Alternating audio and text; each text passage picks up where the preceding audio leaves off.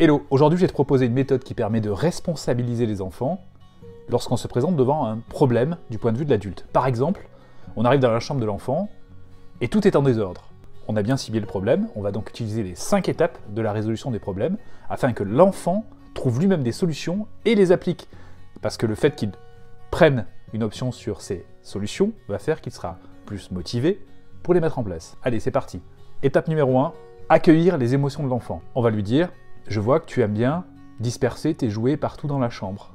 Deuxième étape, décrire le problème. Je n'aime pas voir tout cela sur le sol parce que je voudrais bien pouvoir circuler sans tomber. Troisième étape, demander des idées. Comment pourrais-tu faire pour que ta chambre soit rangée? Et là, il va peut-être proposer des modes de rangement ou alors une organisation de telle manière que justement les jouets ne traînent pas partout dans la chambre. Il va peut-être aussi dire: je range après avoir utilisé les jouets. Mais il faut que ça vienne de lui. Quatrième étape, on va prendre en compte justement ces idées et on va les noter sur une feuille ou les dessiner si l'enfant n'est pas en âge de lire. Enfin, cinquième étape, le parent et l'enfant choisissent les solutions qui correspondent et l'enfant s'engage à les mettre en place.